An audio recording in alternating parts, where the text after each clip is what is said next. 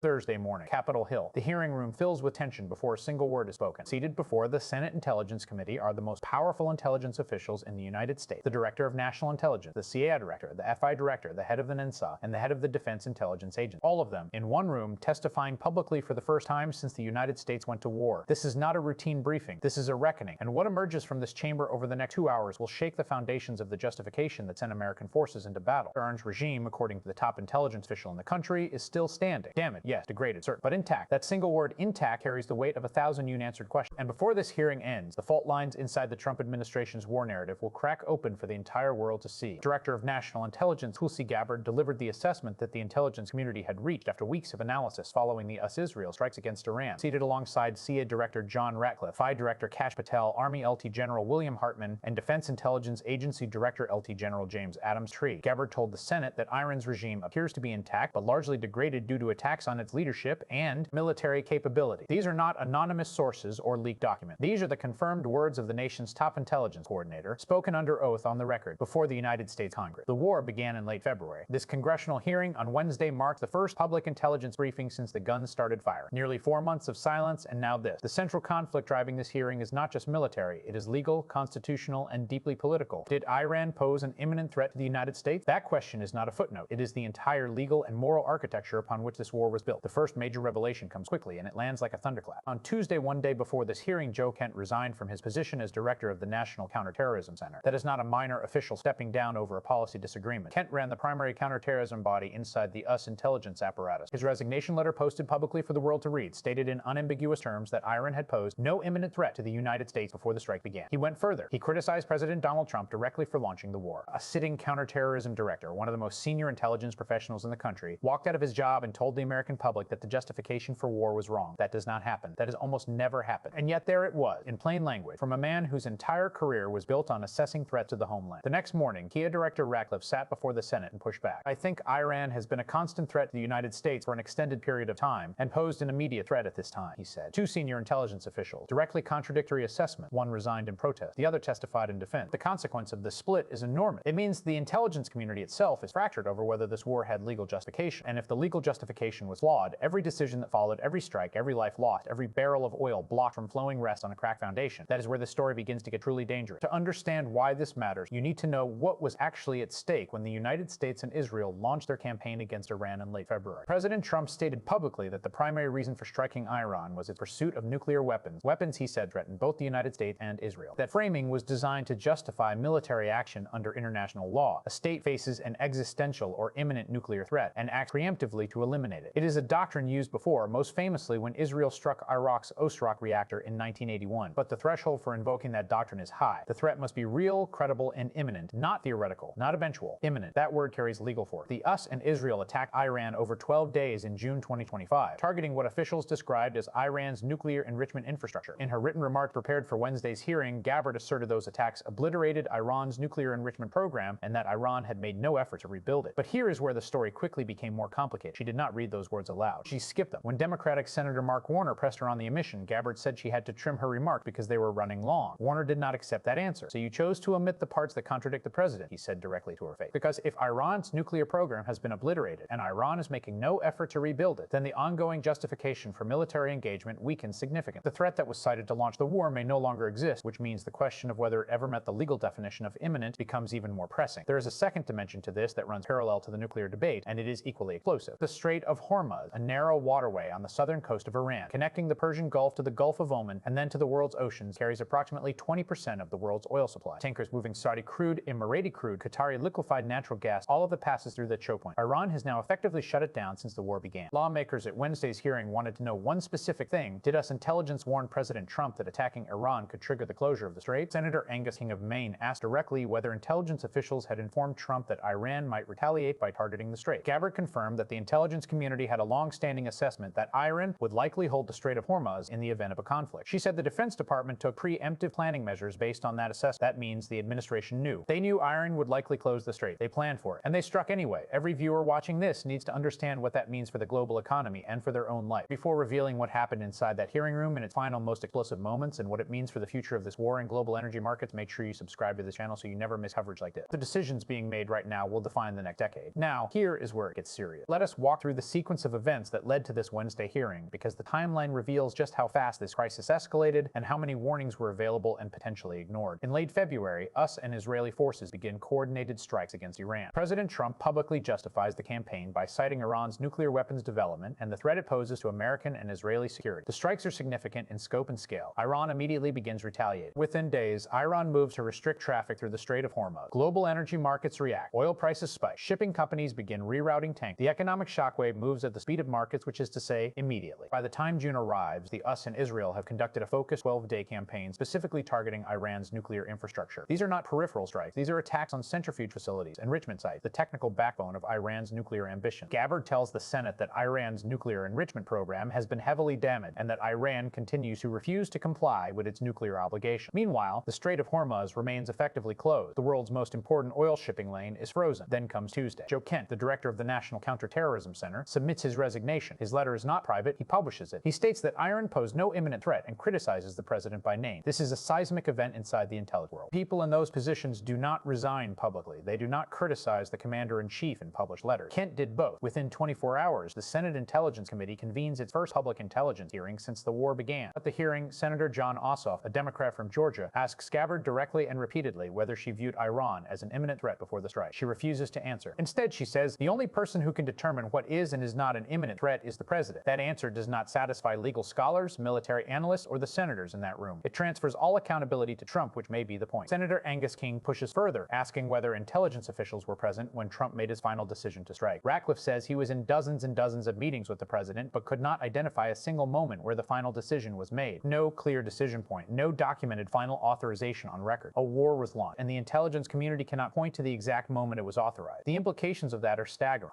Ratcliffe also reveals that the Pentagon prepared specifically for Iran to attack US interests in energy sites across the region, and took force protection measures accordingly. This confirms that the US military anticipated Iranian retaliation against energy infrastructure. They went in with eyes open. The strait closure was not a surprise. The question that hangs over all of it, the question that no one at this hearing fully answers, is whether the American public was told the truth about why this war started and what its consequences would be. Zoom out from the chamber on Capitol Hill, and the global picture is severe. The Strait of Hormuz closure has already disrupted approximately 20% of global oil supply flows. Energy prices across Europe and Asia have surged. Nations that depend on Gulf crude Japan, South Korea, India, Germany are scrambling to secure alternative supply chains. Shipping insurance rates in the region have risen sharply, adding cost to every barrel that does find an alternative route. The price increase at the pump is not a political abstraction. It is a real number affecting real people every time they fill their tank or pay a heating bill. Iran's military capabilities have been largely destroyed, according to Gabbard testimony, but the regime remains intact. That is a precise and dangerous combination. A government that is weakened but functional, that has lost much of its conventional military capacity, has every incentive to rely on asymmetric tools, proxies, sabotage, cyber attack, and control of critical choke points like the Strait. A degraded Iran is not necessarily a less dangerous Iran. It may be a more unpredictable one. The intelligence community's own assessment, intact but degraded, is not a reassurance. It is a warning dressed in careful language. The nuclear question remains unresolved. Gabbard's written remark claimed Iran's enrichment program was obliterated. Her spoken testimony leaves that claim unread. Iran's nuclear obligations remain unmet by her own account. The gap between destroyed enrichment infrastructure and compliant with international law is wide, and in that gap lives the potential for future conflict. On the diplomatic front, no framework for negotiations has been announced. No ceasefire has been formalized. The Strait remains restricted. Every day the Strait stays closed is another day the global economy absorbs a shock. It was not designed to sustain indefinitely. 3 scenarios now define what comes next, and each one carries consequences that stretch years into the future. Scenario 1, diplomatic breakthrough. The United States and Iran, through back-channel intermediaries, possibly Qatar or Oman, both of whom have historical mediation roles in US-Iran disputes, reach a preliminary agreement to reopen the Strait of Hormuz in exchange for a halt, further strikes, and the beginning of formal nuclear negotiation. Iran gets relief from military pressure. The US gets the Strait open and a diplomatic victory it can present publicly. Oil markets stabilize. The intelligence community's internal fracture over imminent threat is quietly buried in classified reviews. This scenario requires both sides to want an off-ramp more than they want to win, and right now, neither side has shown that. Scenario 2, escalation continues. Iran, with its conventional military degraded, accelerates its reliance on proxy forces across the region in Iraq, Yemen, Lebanon, and Syria. Attacks on US military installations and allied energy infrastructure increase in frequency and sophistication. The Strait remains closed for months. Global oil prices reach levels not seen since the 2008 crisis. Congressional pressure on the Trump administration intensifies, and the question of whether Congress authorized this war it did not pass a formal declaration moves into federal court. The constitutional and legal battles begin to run parallel to the military ones. Scenario 3, regime collapse and chaos. The strikes against Iranian leadership, combined with economic devastation from the conflict, trigger internal instability inside Iran. Factions within the Iranian government compete for control. The regime, described as intact but degraded, fractured. In a vacuum of central authority, Iran's remaining nuclear knowledge and material materials, even if enrichment infrastructure is damaged, become dangerously uncontrolled. The nightmare scenario for every intelligence agency in the world is not a nuclear Iran with a bomb. It is a collapsing Iran where nuclear materials go missing. The regime is intact. The strait is closed. The intelligence community is divided. The justification for war is disputed by the man who ran counterterrorism, and the world is absorbing the cost in real time. The deadline for answers is not set by politicians. It is set by the pressure building in global markets, in closed shipping lanes, and in the silence where a credible explanation should be. The stakes are permanent, and the world is watching every word.